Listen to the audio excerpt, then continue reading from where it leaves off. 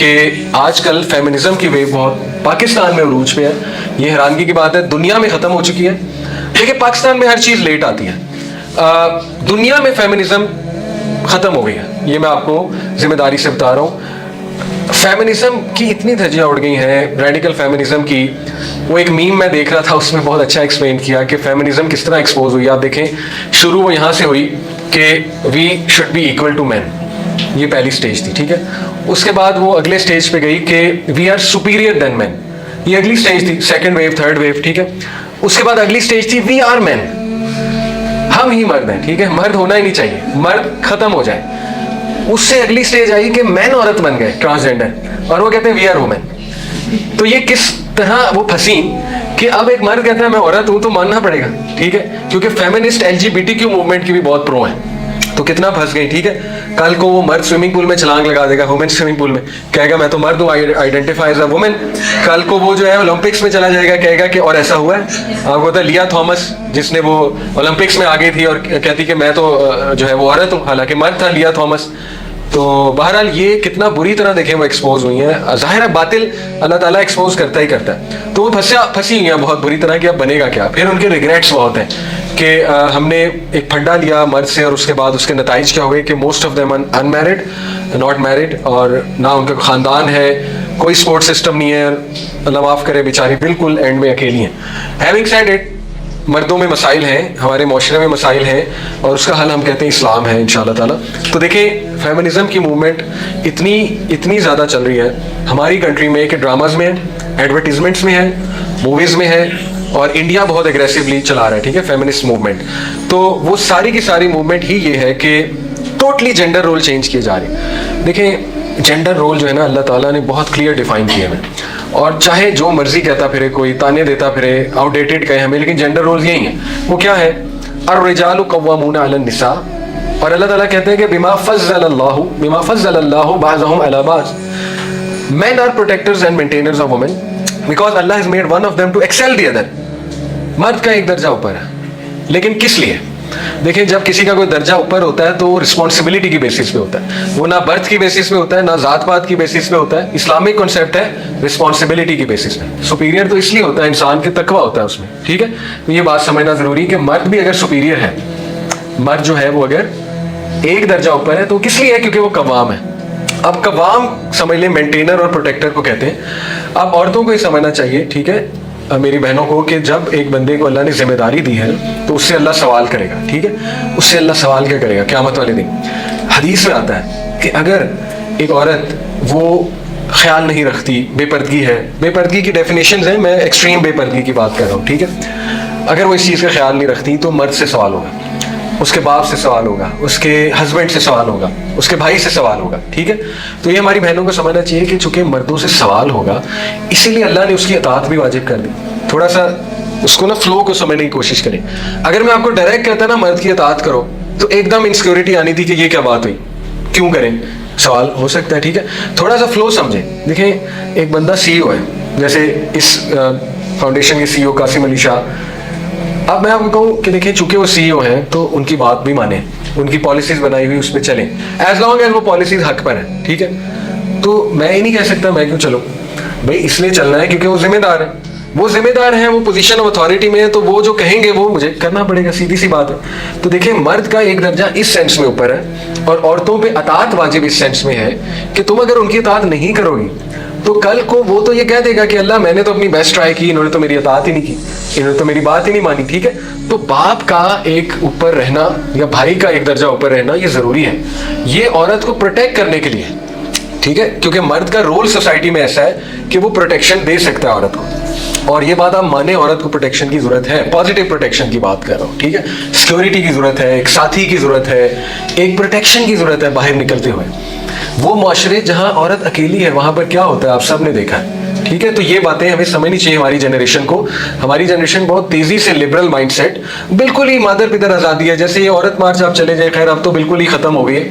وہاں پہ ایسے پوسٹرز اٹھائے ہوئے ہیں کہ باپ کے بارے میں باتیں لکھی ہوئی ہیں, ٹھیک ہے, کہ جواب دو, किस चीज का जवाब दे भाई? बाप ठीक है, अगर वो अच्छा बाप भी नहीं था तो फिर सड़क पे निकलने की क्या जरूरत है? वहां जाके उसका गिरेबान पकड़ने की क्या जरूरत है कि बाप को कहा जाए जवाब दो?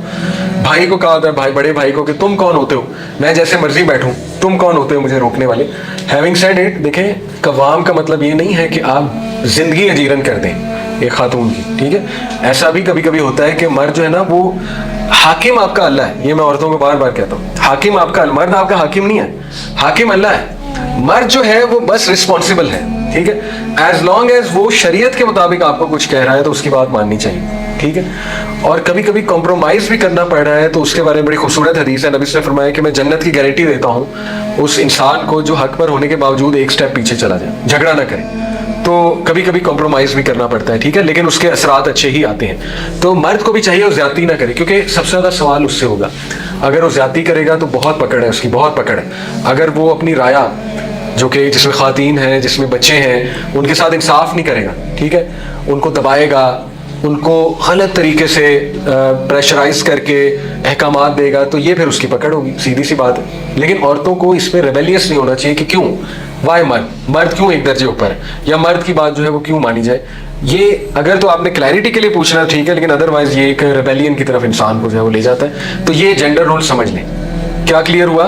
मर्द जिम्मेदार है, वो बाहर जाता है, बाहर जाके वो कमाता है। औरत का मेन रोल घर है, और हमारी जो जनरेशन है उसको ये मेन रोल डिग्रेड किया गया। उसे कहा गया जो घर रहती है वो एक लूजर खातून है, वो मर्द पे डिपेंडेंट बन जाती है। मर्द को विलन बनाएगा ना कि कल को कमाएगा तुम्हें जलील भी करेगा।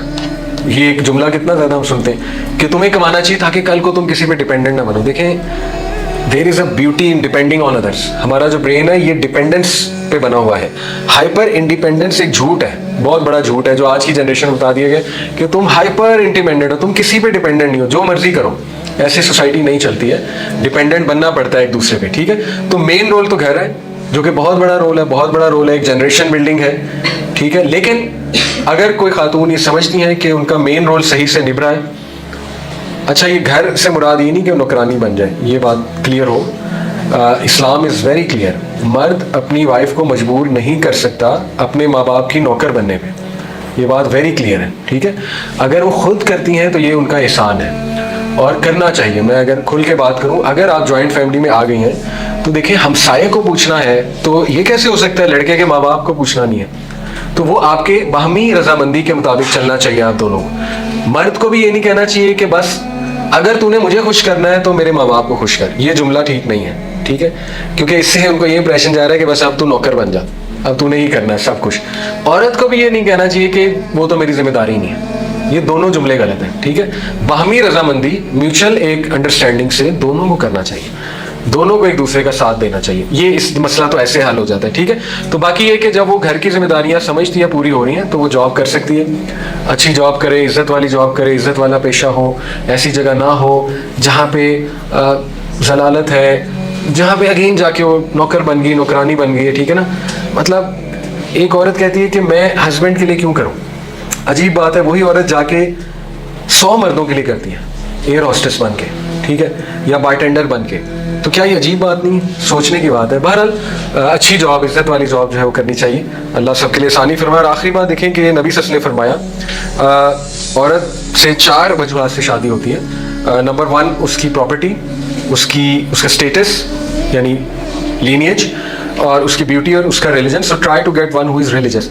ये बड़ी फितरी रीजंस हैं 4। प्रॉपर्टी से आप मुराद है उसका बैकग्राउंड देखा जा सकता है, उसका स्टेटस देखा जा सकता है, लीनिएज किस खानदान से है, स्टेटस क्या है, उसकी ब्यूटी बहुत बड़ी वजह होती है। लेकिन नबी ने फरमाया कि try to get the one who is religious, यानी रिलीजियस औरत से जो है वो शादी करो, और रिलीजियस में अखलाक बहुत बड़ी जो है वो चीज़ है, ठीक है? तो ये है।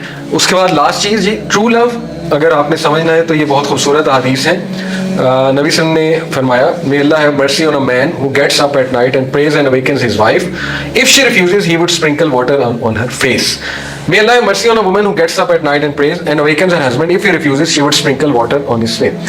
ये हदीस बड़ी क्यूट है, लेकिन इससे एक फलसफा साबित हो रहा है, वो ये है कि ट्रू लव ये है कि दोनों एक दूसरे को अल्लाह के करीब करें। ये ट्रू लव है, बेस्ट लव, ठीक है? और ये खूबसूरत जिंदगी बन जाती है अगर दोनों एक दूसरे को, ठीक है, अल्लाह के करीब कर रहे हैं, तो it's a very good thing. और इसके बाद एक और हदीस है حضرت خدیجہ کے بارے میں فرمایا she believed in me when no one else did. اس نے مجھ پہ تب ایمان لائی جب کوئی نہیں لا رہا تھا. She accepted Islam when people rejected me and she helped and comforted me when there was no one else to lend me a helping hand. یہ کب کہا تھا؟ جب حضرت عائشہ تھوڑا سا جیلسی میں انہوں نے نبی صلی اللہ علیہ وسلم کو کہا کہ یا رسول اللہ آپ ہر وقت وہ بری خاتون کو یاد کرتے رہتے جب وہ فوت ہو گئی تھی. نبی صلی اللہ علیہ وسلم اکثر انہیں یاد کرتے تھے, تو انہوں نے یہ کہہ دیا, ظاہر ہے یہ نیچرل جیلسی ہے. تو نبی صلی اللہ علیہ وسلم نے پھر یہ فرمایا کہ خدیجہ کو میں کیوں نہ یاد کروں جبکہ یہ انہوں نے میرے ساتھ کیا ہے. ٹھیک ہے, تو یہ ہے ٹرو لو. اسی طرح یہ حدیث نبی صلی اللہ علیہ وسلم نے فرمایا he had such a loving relation with حضرت عائشہ کہ جہاں سے حضرت عائشہ لپس لگا کر پیتی تھی وہیں سے نبی صلی اللہ علیہ وسلم پیتے تھے گلاس سے, اور باقاعدہ انہیں دکھا کے. ٹھیک ہے, اور and before she had finished he would take the cup back from drink from the same exact spot where she had placed her lips. تو یہ کتنا وہ اچھا فیل کرا رہے ہیں اپنی وائف کو. ٹھیک ہے, اسی طرح یہ آپ دیکھیں نبی صلی اللہ علیہ وسلم نے فرمایا عمر بن العاص کو کمانڈر بنا کر بھیجا. عمر بن العاص نے کہا کہ I came to Prophet صلی اللہ علیہ وسلم and asked which people do you love the most. یا رسول اللہ آپ کو سب سے زیادہ محبت کس سے ہے؟ انہوں نے کہا عائشہ سے. انہوں نے کہا مردوں میں؟ کہا عائشہ کے باپ سے. کہا اس کے بعد؟ کہتے ہیں حضرت عمر, یہاں تک کہ وہ نام لیتے گئے. اچھا, یہ خوبصورت بات دیکھیں کہ دونوں میں نسبت کہاں گئی؟ حضرت عائشہ سے.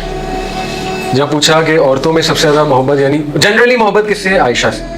پھر پوچھا مردوں میں؟ کہتے ہیں عائشہ کے باپ سے. ابو بکر نہیں, عائشہ کے باپ سے. ٹھیک ہے, تو یہ ٹرو لو ہے, یعنی اتنی محبت تھی کہ تب بھی عائشہ رضی اللہ عنہا. جو کچھ سنا گیا اللہ پاک اس پر عمل کرنے والا اور آگے لوگوں تک پہنچانے والا بنائے. مزید اصلاحی بیانات کے لیے ہمارا یوٹیوب چینل MA ریمائنڈر کو سبسکرائب کریں. جزاک اللہ خیر.